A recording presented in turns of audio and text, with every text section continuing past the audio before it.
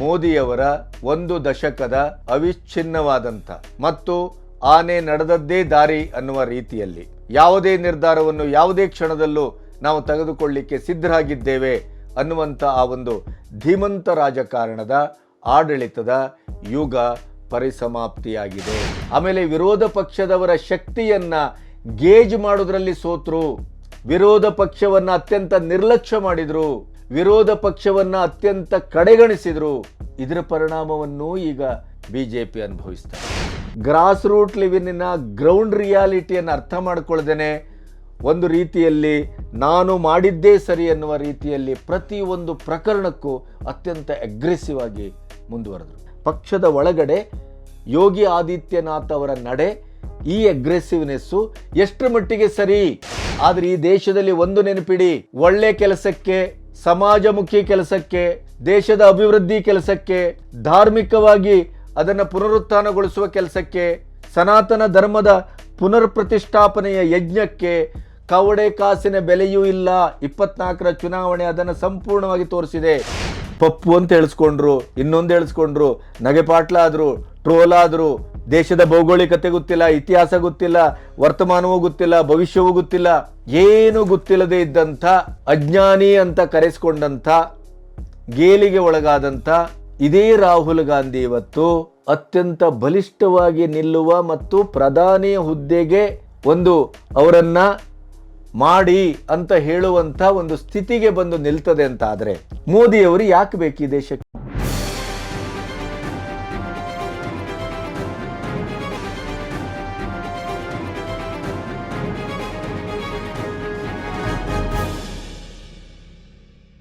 ನಮಸ್ತೆ, B Ganapati news ಚಾನಲ್ಗೆ ಸ್ವಾಗತ. ಕೊನೆಗೂ ತೀರ್ಪು ಮಧ್ಯಾಹ್ನ 12:30 ಗಂಟೆಯಿಂದ ಯಾವ ರೀತಿ ದಿಕ್ಸೂಚಿಯನ್ನು ತೋರಿಸಿತ್ತೋ ಅದೇ ಹಳಿಯಲ್ಲೇ ಮುಂದುವರೆದಿದೆ. ಈಗ ನಾನು ಮಾತಾಡ್ತಾ ಇರುವುದು 7:30. NDA 290, INDIA 235, BJP ಏಕಪಕ್ಷೀಯವಾಗಿ 239, ಕಾಂಗ್ರೆಸ್ಸು 99ರಲ್ಲಿ ಆಚೆ ಈಚೆ ಆಗ್ತಾ ಇದೆ. ಪ್ರಾಯಶಃ ಒಂದು ಬೆರಳೆಣಿಕೆಯಷ್ಟು 1, 2, 3 ಸೀಟು, 5 ಸೀಟು, 4 ಸೀಟು, 3 ಸೀಟು ಆಚೆ ಈಚೆ ಆಗ್ಬೋದು ಬಿಟ್ಟರೆ ಚಿತ್ರಣ ಇದರ ಹೊರತಾಗಿ ಯಾವುದೇ ರೀತಿಯಲ್ಲೂ ಬದಲಾವಣೆಯನ್ನು ಕಾಣುವ ಸ್ಥಿತಿ ಕಾಣ್ತಾ ಇಲ್ಲ. ಇದರ ಮಧ್ಯೆ ಚಂದ್ರಬಾಬು ನಾಯ್ಡು ಅವರು ಈಗಾಗಲೇ ನಾವು ಚುನಾವಣಾ ಪೂರ್ವದ ಮೈತ್ರಿಯ ನಿಬಂಧನೆಗೆ ಒಳಪಟ್ಟಿದ್ದೇವೆ, NDA ಒಟ್ಟಿಗೆ ನಾವು ಮುಂದುವರಿತೇವೆ ಅಂತ ಹೇಳಿದ್ದಾರೆ. ಇನ್ನು JDU KC ತ್ಯಾಗಿ ಅವರು ವಕ್ತಾರ, ನಾವು ಚುನಾವಣಾ ಪೂರ್ವದಲ್ಲಿ ಏನು ಒಪ್ಪಂದ ಮಾಡಿಕೊಂಡಿದ್ದೇವೋ ಅದೇ ಪ್ರಕಾರ ಮುಂದುವರಿತೇವೆ. ಇಬ್ಬರೂ ನಾಯಕರು ನಾಳೆಗೆ ದೆಹಲಿಗೆ ತಲುಪುವರಿದ್ದಾರೆ. ಇಲ್ಲಿಂದ 2 ಸೀಟನ್ನು ಗೆದ್ದಂಥ ಕುಮಾರಸ್ವಾಮಿ ಅವರಿಗೂ ಕೂಡ ಬುಲಾವು ಬಂದಿದೆ. ಕೊನೆಗೂ ಕರ್ನಾಟಕದಲ್ಲಿ 17 BJP, 2 JDS, 9 ಕಾಂಗ್ರೆಸ್ಸಿನ ಡಬಲ್ ಡಿಜಿಟಿನ ಕನಸು ಈಡೇರಲಿಲ್ಲ. ಆದರೆ ವೋಟ್ ಶೇರಿಂಗಲ್ಲಿ 2019ಕ್ಕೆ ಹೋಲಿಸಿದರೆ ಅದು ಗಮನಾರ್ಹವಾಗಿ ತನ್ನ ಶೇಕಡಾವಾರು ಏರಿಕೆಯನ್ನು ಸುಮಾರು 7ರಿಂದ 8% ಮಾಡಿಕೊಂಡ್ರೆ ಈ BJP 2019ಕ್ಕಿಂತ ಇವತ್ತಿನ ರೀತಿಯಲ್ಲಿ ನೋಡಿದ್ರೆ ಗಣನೀಯವಾಗಿ ಇಳಿದಿದೆ. ಸುಮಾರು 10-12% ಡೌನು ಫಾಲನ್ನು ಕಾಣ್ತಾ ಇದ್ದೇವೆ. ಇದು ಒಂದು ಕಡೆ. ಆದರೆ ಇನ್ನೊಂದು ಕಡೆ 10 ಲಕ್ಷದ ಅಂತರದಿಂದ ಮೋದಿ ಈ ಬಾರಿ ವಾರಣಾಸಿಯಲ್ಲಿ ಗೆಲ್ಲಬಹುದು. ಯಾಕೆಂದರೆ ಕಾಶಿ ಕಾರಿಡಾರ್, ಅಲ್ಲಿಯ ರೋಡು, ವಿಮಾನ ನಿಲ್ದಾಣ ಇತ್ಯಾದಿ ಅಂದರೆ ವಿಶ್ವವೇ ನಿಬ್ಬೆರಗುಗೊಳ್ಳುವ ಹಾಗೆ ವಾರಣಾಸಿಯನ್ನು ತನ್ನ 5 ವರ್ಷದ ಒಂದು ಈ ಅವಧಿಯಲ್ಲಿ ಅತ್ಯದ್ಭುತವಾಗಿ ಕಟ್ಟಿದ್ದಾರೆ. ಅದರ ಜೊತೆಗೆ ಮುಸ್ಲಿಮರು ಮತ್ತು ಹಿಂದೂಗಳು ಕೂಡ ಒಟ್ಟಾಗಿ ಸ್ಪಂದಿಸಿದ್ದಾರೆ, ಯಾವುದೇ ವಿರೋಧ ಇಲ್ಲ. ಅದರ ಜೊತೆಗೆ ರಾಮ, ಯೋಗಿನಾಥ್ ಈ ಥರದವರ ಕೆಲಸಗಳು ಇವೆಲ್ಲವನ್ನು ಸೇರಿ ಏನು ಊಹಿಸಲಾಗಿತ್ತು, 10 ಲಕ್ಷದ ಅಂತರದಲ್ಲಿ ಈ ಸರಿ ಮೋದಿಯವರು ಗೆಲ್ತಾರೆ ಅಂತ. ಆದರೆ ಕಳೆದ ಬಾರಿ 4,89,000 ಅಂತರದಿಂದ ಗೆದ್ದಂಥ ಮೋದಿಯವರು ಈ ಸಾರಿ 1,52,500 ಮತಗಳ ಅಂತರದಿಂದ ಗೆದ್ದಿದ್ದಾರೆ. ಅಂದರೆ ಕಳೆದ ಬಾರಿಕ್ಕಿಂತ ಎಷ್ಟು ಡೌನ್ಫಾಲ್ ಅನ್ನು ಕಂಡಿದ್ದಾರೆ ಅಂತ ನೀವು ಯೋಚನೆ ಮಾಡಬೇಕು. ಅಂದರೆ ಅಭಿವೃದ್ಧಿ, ದೇಶೀಯತೆ, ಹಿಂದುತ್ವ, ನಮ್ಮ ನಂಬಿಕೆಯ ನೆಲೆಗಳನ್ನು ಅಭಿವೃದ್ಧಿಪಡಿಸುವಿಕೆ ಇವು ಯಾವುದೂ ಮ್ಯಾಟ್ರೇ ಆಗುವುದಿಲ್ಲ ಅನ್ನೋದು ಇಲ್ಲಿ ಶತಸಿದ್ಧಗೊಂಡಿದೆ. ಈ ಹಿನ್ನೆಲೆಯಲ್ಲಿ ಮತ್ತು ವಿಶ್ವಾಸಾರ್ಹವಾದಂಥ ಸಿಂಗಲ್ ಪಾರ್ಟಿಯಾಗಿ ಬಹುಮತವನ್ನು ಗಳಿಸಿಲ್ಲ 272 ಸೀಟು ಅನ್ನುವ ಕಾರಣಕ್ಕಾಗಿ ನೈತಿಕವಾಗಿ ರಾಜೀನಾಮೆಯನ್ನು INDI ಕೇಳ್ತಾ ಇದೆ. ರಾಹುಲ್ ಗಾಂಧಿಯಿಂದ ಸಿದ್ದರಾಮಯ್ಯನವರೆಗೆ. ಅದರಲ್ಲೂ ವೆಸ್ಟ್ ಬೆಂಗಾಲ್ದಲ್ಲಂತೂ ಯಾವ ನೆಲೆಗೆ ತಲುಪಿದೆ ಅಂತಂದರೆ ದೀದಿಯವರ ಅಬ್ರಾಟ, ನಾವು ಇಡೀ ದೇಶದ ಪ್ರಧಾನಿ ಮೋದಿಯವರ ವಿಶ್ವಾಸಾರ್ಹತೆಯನ್ನು ಸಂಪೂರ್ಣವಾಗಿ ನಾಶಗೊಳಿಸಿದ್ದೇವೆ, BJPಯ ನಡುವನ್ನು ಮುರಿದಿದ್ದೇವೆ. ಆದ್ದರಿಂದ ಸಂಪೂರ್ಣವಾಗಿ ಅವರು ಈ ದೇಶದ ತಿರಸ್ಕೃತ ನಾಯಕ, ಮೋದಿ ನೈತಿಕವಾಗಿ ರಾಜೀನಾಮೆಯನ್ನು ಕೊಡಬೇಕು ಅಂಥೇಳಿ ದೀದಿ ತನ್ನ ಹುಂಕಾರವನ್ನು ಮಾಡಿದ್ದಾರೆ. ಈ ಹಿನ್ನೆಲೆಯನ್ನೇ ನೋಡಿದಾಗ NDA ಸ್ಪಷ್ಟ ಬಹುಮತವನ್ನು ಪಡ್ಕೊಂಡಿದೆ. 290ಕ್ಕೆ ನಿಂತರೂ ಕೂಡ 272 ಬೇಕು. ನಿಮಗೆ ಅಲ್ಲಿ 72 8 80 ಅಂದರೆ 18 ಸೀಟು ಎಕ್ಸ್ಟ್ರಾ ಇಲ್ಲಿ ಕಾಣ್ತದೆ. ನಿಮಗೆ ಸ್ಪಷ್ಟ ಬಹುಮತ, ಏನೂ ತೊಂದರೆ ಇಲ್ಲ. ಆದರೆ ನಿತೀಶ್ ಕುಮಾರ್ ಮತ್ತು ಚಂದ್ರಬಾಬು ನಾಯ್ಡು ಏನಾದರೂ ಅರ್ಧಚಂದ್ರ ಮಾಡಿದರೆ, ಮುಕ್ಕಾಲು ಹಾಕಿದರೆ, ಯಾಕೆಂದರೆ ಇವರಿಬ್ಬರಿಗೂ ಒಬ್ಬರಿಗೆ ಉಪಪ್ರಧಾನಿ ಮತ್ತು ನಿಮಗೆ ಪ್ರತ್ಯೇಕ ಸ್ಥಾನಮಾನವನ್ನು ಕೊಡ್ತೇವೆ ಆಂಧ್ರಕ್ಕೆ ಅನ್ನುವಂಥ ಆಫರನ್ನು ಕೊಟ್ಟಿದ್ದಾರೆ. ಈ ಪ್ರತ್ಯೇಕ ಸ್ಥಾನಮಾನದ ಕಾರಣಕ್ಕಾಗಿಯೇ ಹಿಂದೆ ಅವರು ಸಖ್ಯವನ್ನು ತೊರೆದು ಬಂದಿದ್ದರು. NDA ಸಖ್ಯವನ್ನು ಹಿಂದೆ ತೊರೆದು ಬಂದಿದ್ರವರು. ಆ ಆಮಿಷವನ್ನು ಒಡ್ಲಾಗ್ತಾ ಇದೆ. ನೈತಿಕವಾಗಿ ರಾಜೀನಾಮೆ ಕೊಡಬೇಕು ಅನ್ನುವಂಥ ಈ ಮಾತನ್ನು ಬದಿಗಿಟ್ಟು ಸರ್ಕಾರ ರಚನೆಗೆ ಏನು ಮಾಡಬೇಕು ಅನ್ನುವಂಥ ಪ್ರಶ್ನೆ ಈಗ ಮುಂದಿದೆ, ದೇಶದ ಮುಂದಿದೆ. ರಾಹುಲ್ ಗಾಂಧಿ, ನಾವು ಸಂವಿಧಾನದ ಉಳಿವಿಕೆಯ ಹೋರಾಟದಲ್ಲಿ ಜಯಿಸಿದ್ದೇವೆ. ಮೋದಿ ಮತ್ತು ಅಮಿತ್ ಶಾ ಸಂವಿಧಾನವನ್ನೇ ಬದಲಿಸಲಿಕ್ಕೆ, ಬರ್ಖಾಸ್ತುಗೊಳಿಸಲಿಕ್ಕೆ ಹೊರಟಿದ್ರು. ಅದನ್ನು ನಾವು ತಡೆದಿದ್ದೇವೆ. ಆ ತಡೆಯುವಿಕೆಯಲ್ಲಿ ನಮಗೆ ಶಿಕ್ಷಿತರು, ಸೋಕಾಲ್ಡ್ ಮೇಲ್ಪದರದ ವ್ಯಕ್ತಿಗಳು, ಸಮಾಜ ನಮ್ಮ ಕೈ ಹಿಡಿದಿಲ್ಲ. ಬಡವರು, ಆದಿವಾಸಿಗಳು, ದಲಿತರು ಇವರು ನಮಗೆ ಸಂವಿಧಾನದ ರಕ್ಷಣೆಗೆ ಕೈ ಜೋಡಿಸಿದ್ದಾರೆ ಅಂತ ಭಾಷಣ ಮಾಡಿದರು. ಇವೆಲ್ಲ ನಡೀತಾ ಇದೆ. ಈಗ 7 ಗಂಟೆಗೆ ಪ್ರಧಾನಿ ಮೋದಿಯವರು ಕಾರ್ಯಕರ್ತರನ್ನು ಉದ್ದೇಶಿಸಿ ಮಾತಾಡಲಿಕ್ಕಿದ್ದಾರೆ. ನಮಗೆ ಬಹುಮತ ಬಂದಿದೆ ಅನ್ನೋದನ್ನು ನಾವು ಅಧಿಕೃತವಾಗಿ ಫಲಿತಾಂಶ ಪೂರ್ಣವಾಗಿ ಹೊರಗೆ ಬಂದ ಮೇಲೆ ಪ್ರಕಟಿಸ್ತೇವೆ ಅಂತ ಅಮಿತ್ ಶಾ ಹೇಳಿದ್ದಾರೆ, ನಡ್ಡಾ ಹೇಳಿದ್ದಾರೆ. ಇವೆಲ್ಲವೂ ನಡೀತಾ ಇದೆ. ಕುದುರೆ ವ್ಯಾಪಾರ ಬೇಡ, ಒಮರ್ ಅಬ್ದುಲ್ಲಾ INDಗೆ ಹೇಳಿದ್ದಾರೆ. ನೀವು ಈಗಾಗಲೇ TDPಯ ಚಂದ್ರಬಾಬು ನಾಯ್ಡು ಮತ್ತು ನಿತೀಶ್ ಕುಮಾರನ್ನು ಸಂಪರ್ಕಿಸಿದ ಮಾರ್ಗವೇ ಸರಿಯಿಲ್ಲ, ಕುದುರೆ ವ್ಯಾಪಾರ ಬೇಕಾಗಿಲ್ಲ ಅನ್ನುವಂಥ ಮಾತನ್ನು ಅವರು ಆಡಿದ್ದಾರೆ. ಇವಿಷ್ಟು ಈ ಹೊತ್ತಿನ ಸುದ್ದಿಯ ಒಂದು ಝಲಕ್. ನಮಗಿಲ್ಲಿ ಬೇಕಾಗಿರೋದೇನು? ಈಗ ಸರಳ ಬಹುಮತದಿಂದ NDA ಸರ್ಕಾರಕ್ಕೆ ಬರುವುದನ್ನು ತಡೆಯುವುದು ಭಾಳ ಕಷ್ಟ ಇದೆ. ಆದರೆ ಇವರಿಬ್ಬರು ಅಧಿಕಾರ ಮತ್ತು ಆಮಿಷಕ್ಕೆ ಬಹುಬೇಗ ಒಳಗಾಗುವಂಥ ವ್ಯಕ್ತಿಗಳಾದ್ದರಿಂದ ನಿತೀಶ್ ಕುಮಾರ್ ಮತ್ತು ಚಂದ್ರಬಾಬು ನಾಯ್ಡು ಎಷ್ಟೊತ್ತಿಗೂ ಅವರು INDAಗೆ ಹೋಗ್ಬೋದು. ಯಾಕೆಂದರೆ UPಯಲ್ಲೇ ಇದ್ದವರು ಅವರು. ಹಾಗಾಗಿ ಅವರು ಇವತ್ತು ಸ್ಟೇಟ್ಮೆಂಟ್ ಕೊಟ್ಟಿದ್ದಾರೆ ಅನ್ನೋ ಕಾರಣಕ್ಕಾಗಿ ಇವತ್ತು ರಾತ್ರಿ 12 ಗಂಟೆಗೆ ಹೊತ್ತಿಗೆ ಅದು ಅದೇ ಸ್ಟೇಟ್ಮೆಂಟ್ ಮುಂದುವರಿತದೆ ಅಂತ ಹೇಳಲಿಕ್ಕೆ ಆಗೋದಿಲ್ಲ, ನಾಳೆ ಬೆಳಗ್ಗೆ ಅದು ಹಾಗೆ ಇರ್ತದೆ ಅಂತ ಹೇಳಲಿಕ್ಕೂ ಆಗೋದಿಲ್ಲ. ಆದರೆ ಒಂದು ಮಾತ್ರ ಸತ್ಯ, ನಾನು ಆಗಲೇ ಹೇಳಿದಾಗೆ ಹಿಂದಿನ ವಿಡಿಯೋದಲ್ಲಿ, ಮೋದಿಯವರ 1 ದಶಕದ ಅವಿಚ್ಛಿನ್ನವಾದಂಥ ಮತ್ತು ಆನೆ ನಡೆದದ್ದೇ ದಾರಿ ಅನ್ನುವ ರೀತಿಯಲ್ಲಿ ಯಾವುದೇ ನಿರ್ಧಾರವನ್ನು ಯಾವುದೇ ಕ್ಷಣದಲ್ಲೂ ನಾವು ತೆಗೆದುಕೊಳ್ಳಿಕ್ಕೆ ಸಿದ್ಧರಾಗಿದ್ದೇವೆ ಅನ್ನುವಂಥ ಆ ಒಂದು ಧೀಮಂತ ರಾಜಕಾರಣದ ಆಡಳಿತದ ಯುಗ ಪರಿಸಮಾಪ್ತಿಯಾಗಿದೆ. ಇನ್ನೇನಿದ್ರು ವಾಜಪೇಯಿಯವರು ಅವತ್ತು ಏನು ಅನುಭವಿಸಿದ್ರು, 1 ವೋಟಿಂದ ಇಡೀ ಅಧಿಕಾರವನ್ನು ಕಳ್ಕೊಂಡ್ರು.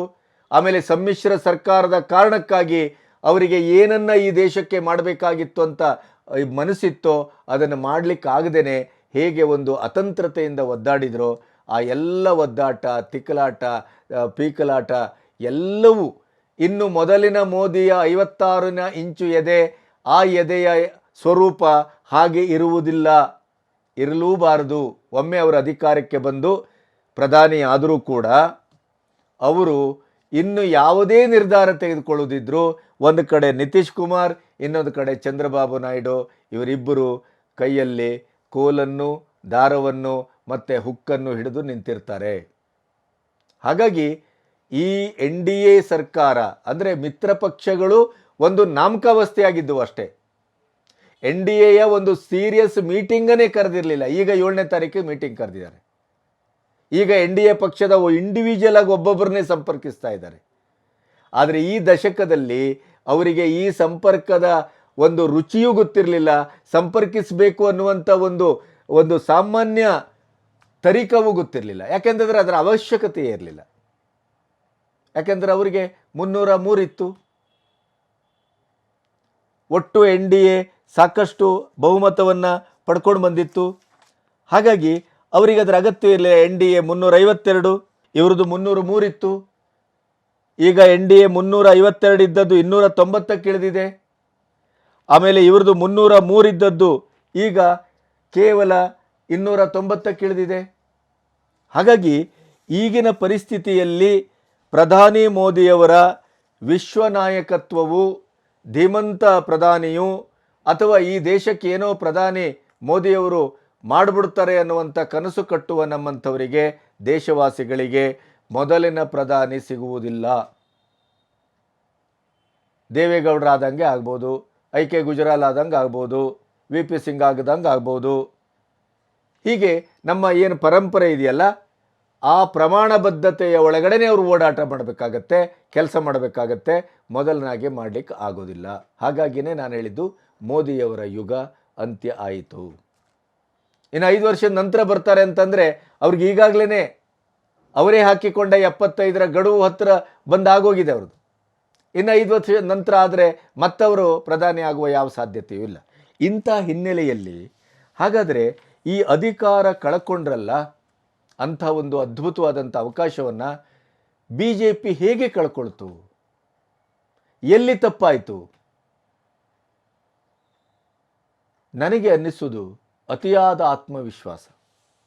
ಅಬ್ ಕಿ ಬಾರ್ 400 ಕಿ ಪಾರ್ ಅಂತ ಹೇಳಿದಾಗಲೇ ವಿರೋಧ ಪಕ್ಷಗಳು ಮತ್ತು ರಾಜಕೀಯ ವಿಶ್ಲೇಷಕರು ಕೆಲವು ಜನ ಇದನ್ನು ಪಾಯಿಂಟ್ಔಟ್ ಮಾಡಿದರು.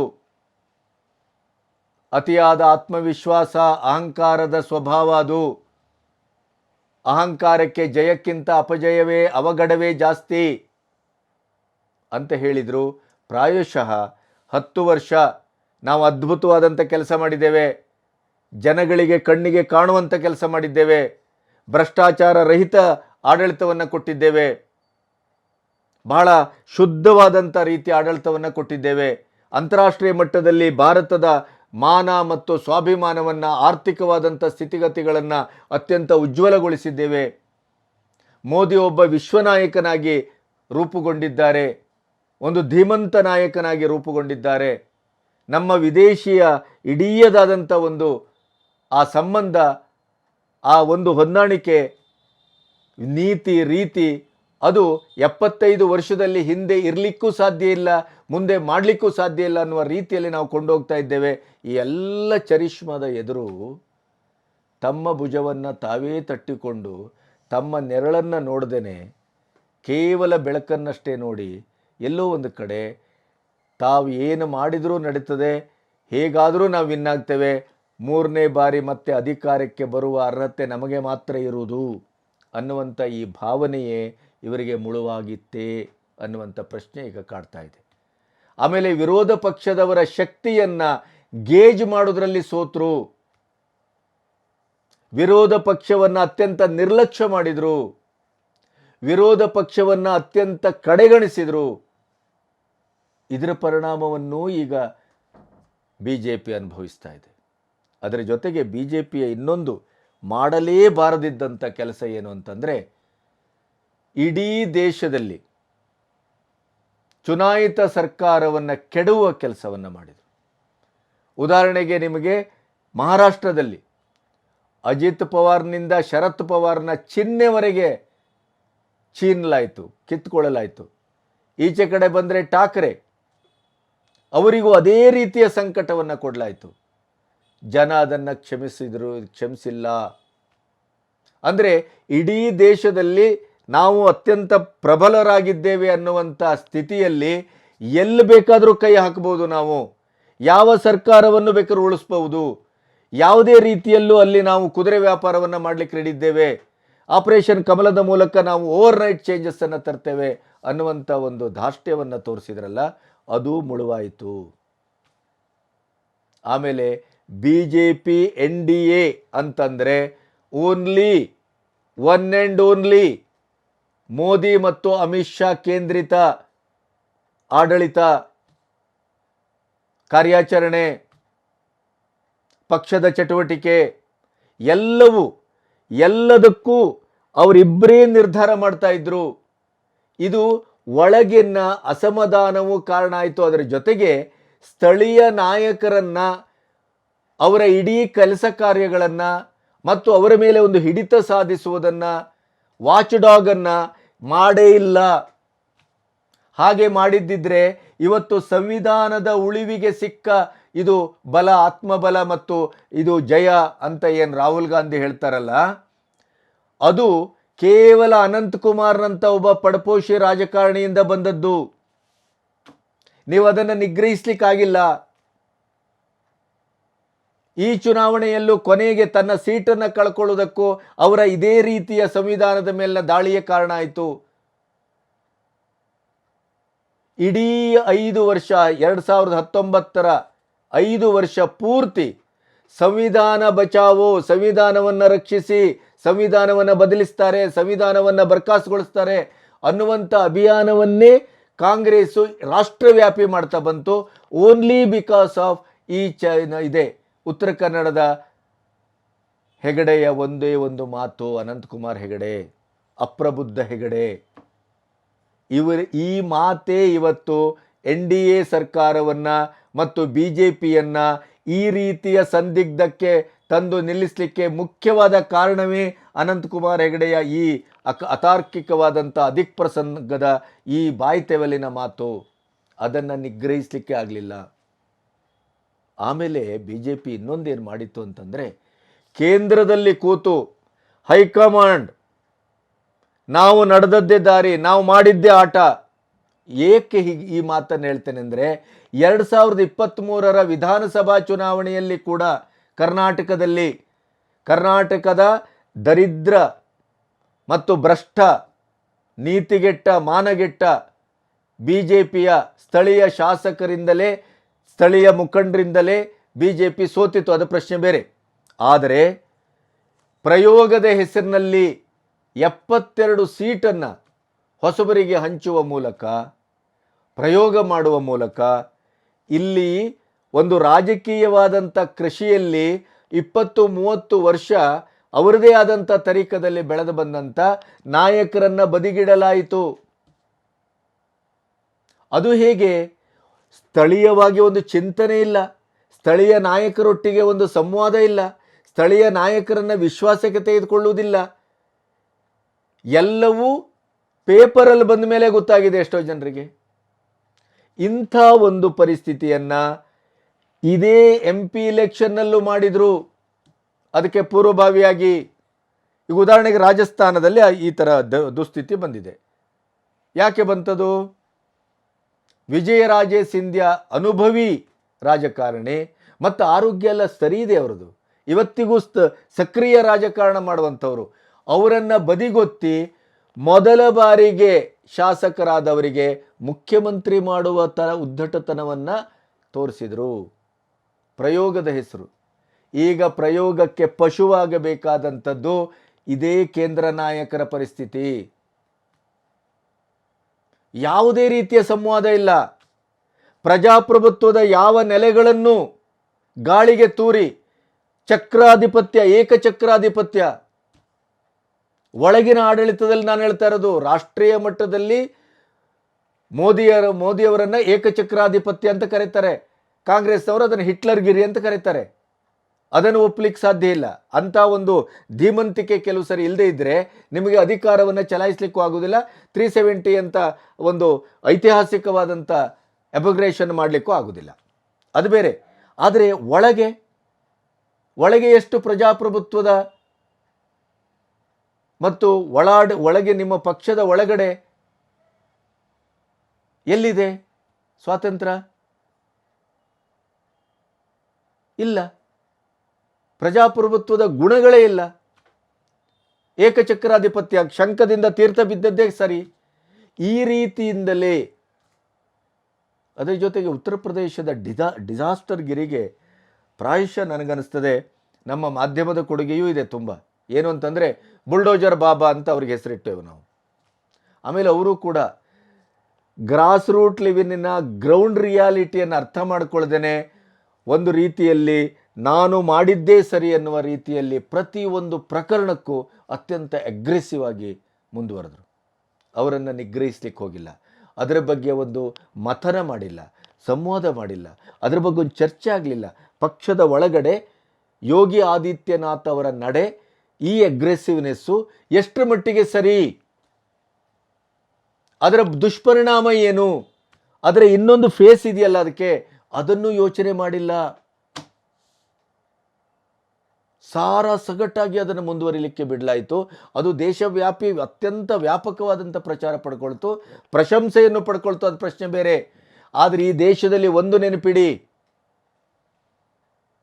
ಒಳ್ಳೆ ಕೆಲಸಕ್ಕೆ, ಸಮಾಜಮುಖಿ ಕೆಲಸಕ್ಕೆ, ದೇಶದ ಅಭಿವೃದ್ಧಿ ಕೆಲಸಕ್ಕೆ, ಧಾರ್ಮಿಕವಾಗಿ ಅದನ್ನು ಪುನರುತ್ಥಾನಗೊಳಿಸುವ ಕೆಲಸಕ್ಕೆ, ಈ ದೇಶದ ಅಸ್ಮಿತೆಯನ್ನು ಕಟ್ಟುವ ಕೆಲಸಕ್ಕೆ, ಸನಾತನ ಧರ್ಮದ ಪುನರ್ ಪ್ರತಿಷ್ಠಾಪನೆಯ ಯಜ್ಞಕ್ಕೆ ಕವಡೆ ಕಾಸಿನ ಬೆಲೆಯೂ ಇಲ್ಲ.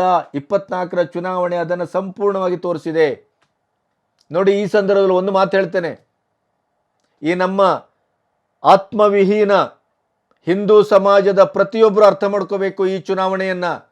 ಏನು ಅಂತಂದರೆ, ಮತ್ತೆ ದೇಶದ ದೇಶೀಯತೆ ಮತ್ತು ಸನಾತನ ಧರ್ಮ, ಹಿಂದುತ್ವ, ನಮ್ಮ ಪುರಾತನ, ನಮ್ಮ ಸಂಪೂರ್ಣವಾದಂಥ ಅಸ್ಮಿತೆಯನ್ನು ಶುದ್ಧವಾಗಿ ಕಟ್ಟಲಿಕ್ಕೆ ಹೊರಟರು ಮೋದಿ. ಆದರೆ ನಾವು ಅವರಿಗೆ ಕೈಗೆ ಕೈ ಜೋಡಿಸಿಲ್ಲ. ನಾವು ಎಷ್ಟೋ ಜನ ಬಾಯಲ್ಲಿ ಭಯಂಕರ ಭಾಷಣ ಮಾಡ್ತೇವೆ, ಸೋಷಿಯಲ್ ಮೀಡಿಯಾದಲ್ಲಿ ಯದ್ವಾ ತದ್ವಾ ಆ್ಯಕ್ಟಿವ್ ಆಗಿರ್ತೇವೆ. ಆದರೆ ಎಲೆಕ್ಷನ್ನಿನ ಸಂದರ್ಭದಲ್ಲಿ 2 ದಿನ 3 ದಿನ ರಜೆ ಸಿಕ್ತು ಅಂತ ಕ್ಷಣ ನಮ್ಮ ಯುವಕರಿಂದ ಹಿಡಿದು ಪ್ರತಿಯೊಬ್ಬರು ರಜೆ ಇದೆ ಅನ್ನೋ ಕಾರಣಕ್ಕಾಗಿ ನೀವು ಪ್ರಯಾಣಕ್ಕೆ ಹೋಗ್ತೀರಿ, ಪ್ರವಾಸಕ್ಕೆ ಹೋಗ್ತೀರಿ, ಟೂರ್ಗೆ ಹೋಗ್ತೀರಿ, ವೋಟ್ ಹಾಕಬೇಕು ಅನ್ನುವಂಥ ಒಂದೇ ಒಂದು ಕಾಳಜಿ ಇಲ್ಲ. ಅದೇ ನೀವು ಅಲ್ಪಸಂಖ್ಯಾತ ವರ್ಗವನ್ನು ನೋಡಿ, ಎಲ್ಲಾದರೂ ಇರು, ಹೇಗಾದರೂ ಇರು, ಅವತ್ತು ಬಂದು ಅವರು ವೋಟ್ ಹಾಕೇ ಸಿದ್ಧ. 99% ವೋಟ್ ಮಾಡ್ತಾರೆ ಅವರು. ಅದು ಒಂದಾಯ್ತಾ? ಇನ್ನೊಂದು, ಧರ್ಮದ ಹೆಸರಿನಲ್ಲಿ ರಾಜಕೀಯ, ಹಿಂದೂ ಧರ್ಮದ ಹೆಸರಿನಲ್ಲಿ ರಾಜಕೀಯವನ್ನು ಮಾಡಲಿಕ್ಕೆ ಹೊರಟ್ರೆ, ಆಡಳಿತವನ್ನು ಮಾಡಲಿಕ್ಕೆ ಹೊರಟ್ರೆ ಎಂಥ ಹಿನ್ನಡೆ ಆಗತ್ತೆ ಅನ್ನೋದಕ್ಕೆ ಇವತ್ತಿನ NDA ಮತ್ತು BJPಯ ದುಸ್ಥಿತಿ ಕಾರಣ. ಅದರಲ್ಲೂ ಮೋದಿಯವರು ಕಳೆದ ಬಾರಿ 4,89,000 ಲೀಡಿಂದ ಬಂದವರು ಈ ಸಾರಿ ಕೇವಲ 1,52,000 ಲೀಡಲ್ಲಿ ಗೆಲ್ಲುವಂತಾದದ್ದು ಹಿಂದೂ ಧರ್ಮದ ನೆಲೆಯನ್ನು ಹೊಕ್ಕಳನ್ನು ಹಿಡಿದು ಹೊರಟಂಥ ಮೋದಿಗೆ ಸಿಕ್ಕಂಥ ಪ್ರತಿಫಲ ಅದು. ಅದೇ ಈ ದೇಶದಲ್ಲಿ ನೋಡಿ, ನೀವು ಅಲ್ಲ ಅನ್ನಿ ಅಥವಾ ಅವರಿಗೆ ಏನಾದರೂ ಒಂದು ಅಪಚಾರ ಮಾಡುವ ಮಾತನಾಡಿ ಅಥವಾ ಅವರಿಗೆ ಏನಾದರೂ ದೂಷಿಸುವ ಕೆಲಸವನ್ನು ಮಾಡಿ ಅಥವಾ ಈಗ ತ್ರಿಬಲ್ ತಲಾಕ್ ತೆಗೆದು ಹೆಣ್ಣು ಮಕ್ಕಳಿಗೆ ಏನೋ ಉದ್ಧಾರ ಮಾಡ್ತೇನೆ ಅಂತ ಹೊರಟ ಮೋದಿಯವರಿಗೆ ಏನಾಯಿತು? ಅವರು ಧರ್ಮದ ಹೆಸರಿನಲ್ಲಿ ಹೇಗೆ ಸಾಂದ್ರೀಕರಣಗೊಳ್ತಾರೆ, ಧ್ರುವೀಕರಣಗೊಳ್ತಾರೆ ಅಂದರೆ, ಅವರು ಮನಸ್ಸು ಮಾಡಿದರೆ ಯಾವ ಪ್ರಭುತ್ವವನ್ನು ಇಳಿಸ್ತೇವೆ ಅನ್ನುವ ಮಟ್ಟಕ್ಕೆ ಇವತ್ತು ಬಂದು ನಿಂತಿದ್ದಾರೆ. ಆದರೆ 110 ಕೋಟಿ ಜನ ನಾವಿದ್ದೂ ಕೂಡ ಹಿಂದೂಗಳು. ಇವತ್ತು ನಾವು ಅದರ ಬಗ್ಗೆ ಯೋಚನೆನೇ ಮಾಡ್ತಾ ಇಲ್ಲ. ನಮ್ಮೊಳಗೆ 106 ಜಾತಿ, 106 ಪಂಗಡ, 106 ವರ್ಗ. ನಾವು ಹಿಂದೂ ಧರ್ಮ ಅನ್ನೋದನ್ನು ಒಂದು ಧರ್ಮವೇ ಅಂತ ಒಪ್ಪದೇ ಇರುವಂಥ ಒಂದು ವರ್ಗ. ಅದರಲ್ಲಿ ಬೇರೆ ಬುದ್ಧಿಜೀವಿಗಳು, ಅದರಲ್ಲಿ ಬೇರೆ ಎಡಪಂಥೀಯರು. ನಮ್ಮದು 338 ಕೋಟಿ ಏನು ದೇವರುಗಳಿದಾರಲ್ಲ, ಅದರ ಅಪ್ಪರಷ್ಟು ನಮ್ಮಲ್ಲಿ ಒಡಕಿದೆ. ಧರ್ಮದ ಹೆಸರು ಹೇಳಿದ್ರೆ ಅವರು ಹೊಡೆದಾಡ್ಲಿಕ್ಕೂ ರೆಡಿ, ಪ್ರಾಣ ಕೊಡ್ಲಿಕ್ಕೂ ರೆಡಿ, ಜೇಹಾದಕ್ಕೂ ರೆಡಿ, ಪ್ರಭುತ್ವವನ್ನು ಬದಲಾಯಿಸಲಿಕ್ಕೂ ರೆಡಿ. ಆದರೆ ನಾವು ಮಾತ್ರ ಏನು ಮಾಡ್ತಾ ಇದ್ದೇವೆ ಯೋಚನೆ ಮಾಡಿ. ಇದು ಯೋಚನೆ ಮಾಡುವಂಥ ಸಂಕ್ರಮಣ ಸ್ಥಿತಿಗೆ ಬಂದು ನಿಂತಿದ್ದೇವೆ. ಬ್ರದರ್ಸ್, ನೀವೇ ಆಯ್ಕೆ ಮಾಡಿದ ಸರ್ಕಾರ ಇದು, ನಿಮ್ಮ ಋಣ ನಮ್ಮ ಮೇಲಿದೆ, ನಾವು ನಿಮ್ಮನ್ನು ರಕ್ಷಿಸ್ತೇವೆ ಅಂತ ಹೇಳಿದ್ದು ಇಲ್ಲಿ ಏನಾಗ್ತಾ ಇದೆ ಅಂತ ನೀವು ಕರ್ನಾಟಕದಲ್ಲಿ ನೋಡ್ತಾ ಇದ್ದೀರಿ. ರೋಹಿಂಗ್ಯಾಗಳೇ ನನ್ನ ಆತ್ಮ, CAA ಮತ್ತು NRCಯನ್ನು ಜಾರಿಗೆ ತರಲಿಕ್ಕೆ ಬಿಡುವುದಿಲ್ಲ ಅಂತ ಕಟ್ಟಾಜ್ಞೆಯ ರೀತಿಯಲ್ಲಿ ಕೂತಂತ INDA ಪಕ್ಷ 370 ಅಬ್ರೋಗೇಟ್ ಮಾಡಿದ್ದನ್ನು ನಾವು ಮತ್ತೆ ರಿಜುನೇಟ್ ಮಾಡ್ತೇವೆ ಅಂತ ಹೇಳುವಂಥ INDA ಕಾಂಗ್ರೆಸ್ಸು, ಶಾಬಾನು ಪ್ರಕರಣದಲ್ಲಿ ರಾಜೀವ್ ಗಾಂಧಿ ಮಾಡಿದಾಗೇನೆ ಅದೇ ರೀತಿಯಲ್ಲಿ ನಾವು ಅಧಿಕಾರಕ್ಕೆ ಬಂದರೆ ರಾಮ ಮಂದಿರವನ್ನು ಕೆಡವುತ್ತೇವೆ ಅನ್ನುವಂಥ ಕಾಂಗ್ರೆಸ್ಸಿನ ಹುಂಕಾರ. ಒಮ್ಮೆ ಅವರ ಅಧಿಕಾರಕ್ಕೆ ಬಂದರೆ ಏನಾಗಬಹುದು ಯೋಚನೆ ಮಾಡಿ. ಇಂಥ ಒಂದು ಸ್ಥಿತಿಯಲ್ಲಿ ನಾವು ನಿಂತಿದ್ದೇವೆ. ಎಂಥ ದುರಂತ ಇದು. ಅದರ ಜೊತೆಗೆ ಇನ್ನೊಂದು ಸೋಲಿಗೆ ಕಾರಣ ಏನಾದರೂ ಇರಬಹುದು ಅಂತ ಆದರೆ ನನಗೆ ಅನಿಸಿದ್ದು, ತನಿಖಾ ಸಂಸ್ಥೆಗಳಿದೆಯಲ್ಲ, ED ಮತ್ತು CBIನಂಥ ತನಿಖಾ ಸಂಸ್ಥೆ, ಸರ್ಕಾರಿಯ ಅಧೀನದ ಸಂಸ್ಥೆಗಳನ್ನು ಪ್ರಾಯಶಃ ಮೋದಿಯವರ ಸರ್ಕಾರ ಅತಿಯಾಗಿ ಬಳಸಿತು, ಏಕಪಕ್ಷೀಯವಾಗಿ ಬಳಸಿತು. ಭ್ರಷ್ಟಾಚಾರದಿಂದ ಕೂಡಿಟ್ಟ ಹಣದ ರಾಶಿಯ ಹೊರಗೆ ಬಂತು, ಅದು ಪ್ರಶ್ನೆ ಬೇರೆ. ಆದರೆ ಕಾಂಗ್ರೆಸ್ಸಿಗರು ಅಥವಾ INDA ಪಕ್ಷದ ಮಿತ್ರ ಪಕ್ಷಗಳು, ವಿರೋಧ ಪಕ್ಷಗಳ ನಾಯಕರ ಮನೆಯಲ್ಲಿ ಮಾತ್ರ ಅಕ್ರಮ ಹಣ ಇತ್ತೇ? ಈ ಪ್ರಶ್ನೆಯನ್ನು ನಿರಂತರವಾಗಿ ಕಾಂಗ್ರೆಸ್ ಕೇಳ್ಕೊಬಂದಿದೆ. BJPಗರೆಲ್ಲರೂ ಸಾಚಗಳೇನು? BJPಯ ಇಡೀ ದೇಶದ BJPಯ ನಾಯಕರಲ್ಲಿ, ಶಾಸಕರಲ್ಲಿ, ಸಚಿವರುಗಳಲ್ಲಿ ಅಥವಾ ಮುಂದಾಳುಗಳಲ್ಲಿ ಯಾರ ಮನೆಯಲ್ಲೂ ಹಣ ಇರಲಿಲ್ವೇ? ಯಾಕೆ? ಕಣ್ಣಿಗೆ ಕಾಣುವ ಹಾಗೆ ಈ ನಡವಳಿಕೆ, ಈ ಕಾರ್ಯಾಚರಣೆ ಪ್ರತಿಯೊಂದು ಜನಸಾಮಾನ್ಯರ ಮಧ್ಯೆಯೂ ಚರ್ಚೆ ಆಗುವ ಹಾಗಾಯಿತು. ಕೇಜ್ರಿವಾಲ್ ಇವತ್ತು ದೆಹಲಿಯಲ್ಲಿ 7 ಸೀಟು BJP ಗೆದ್ದಿರಬಹುದು.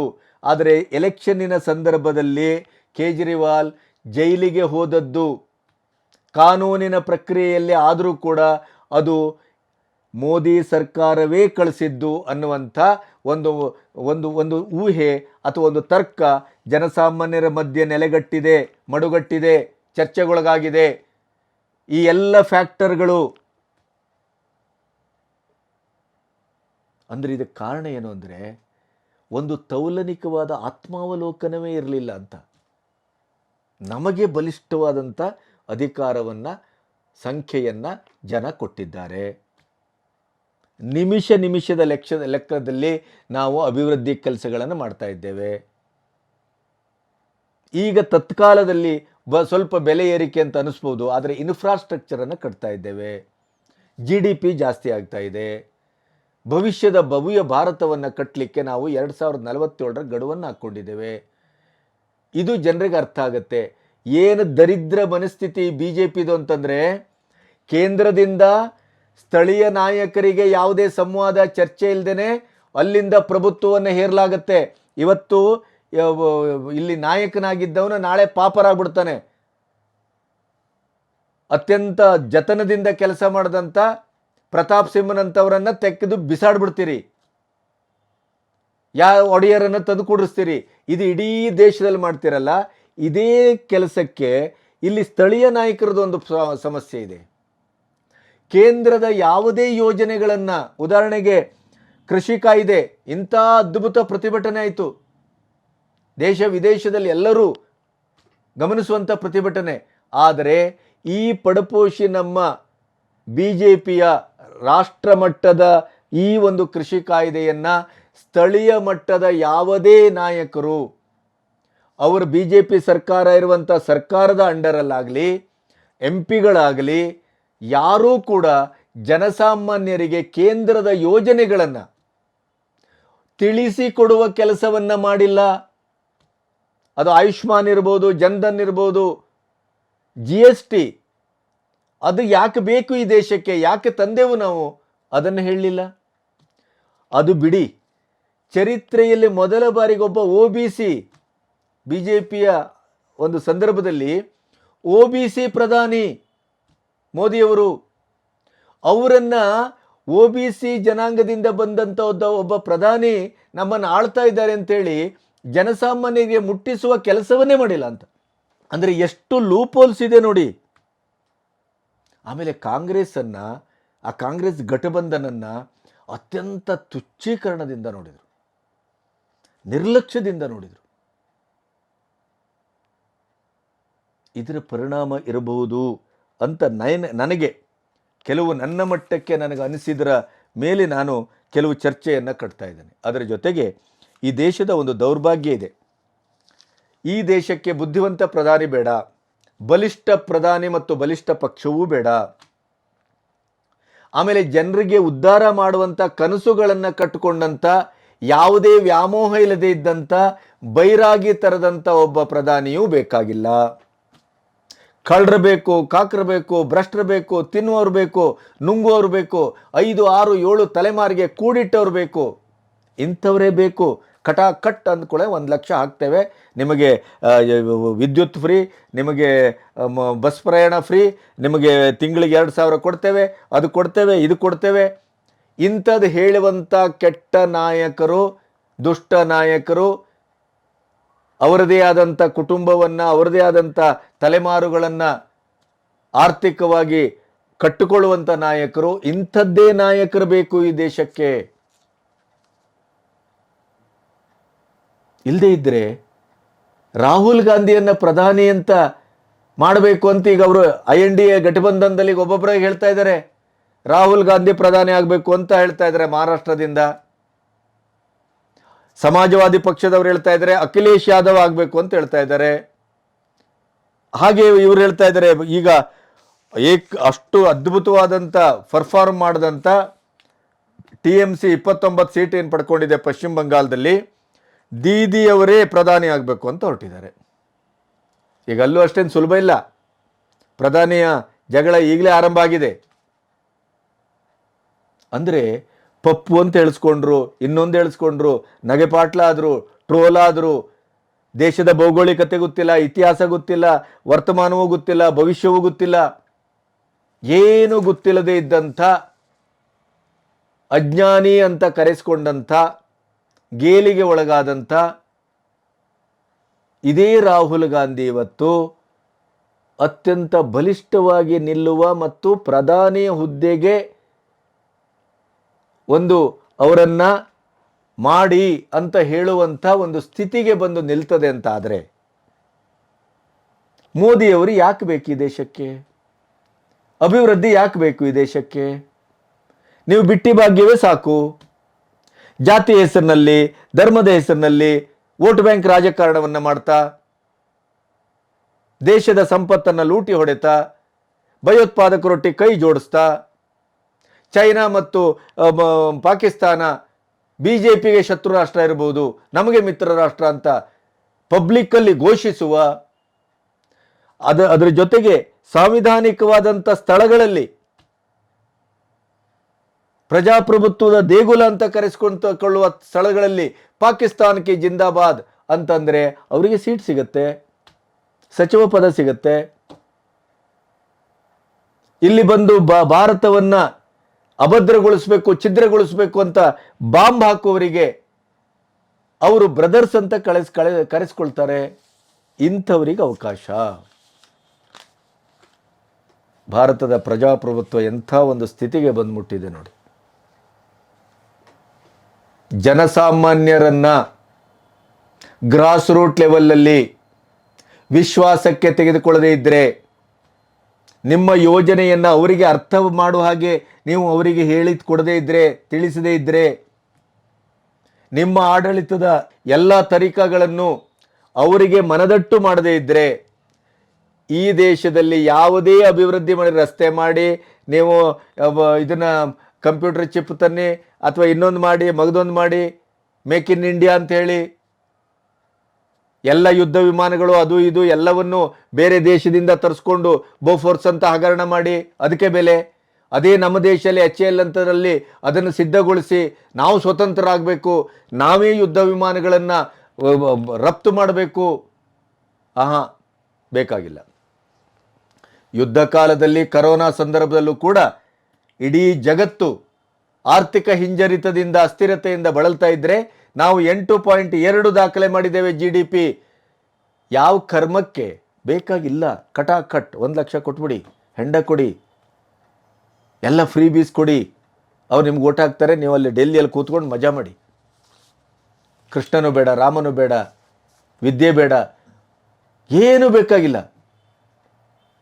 ಅದರ ಪ್ರಕಾರ ಈ BJPಯ ಮುಂದಾಳುಗಳು ರಾಷ್ಟ್ರೀಯ ಶಿಕ್ಷಣದ ನೀತಿಯನ್ನು ಒಂದು ಜನಸಾಮಾನ್ಯರಿಗೆ ಅರ್ಥೈಸಿ ಹೇಳಿಕೊಳ್ಳಿಕ್ಕಾಗಲಿಲ್ಲ ಕಳ್ಳರಿಗೆ.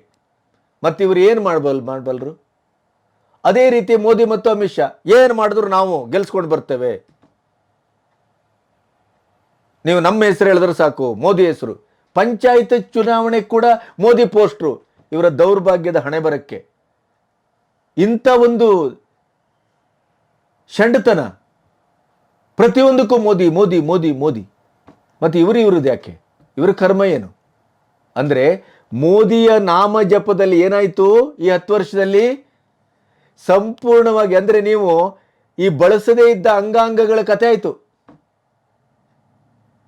ತಲೆ ಮಾತ್ರ ಬಳಸಿ ಬಾಕಿ ಎಲ್ಲ ಹಿಂಗಿಟ್ಕೊಂಡು ನೀವು ಕೂತ್ರೆ ಹೇಗಾಗ್ಬೋದು?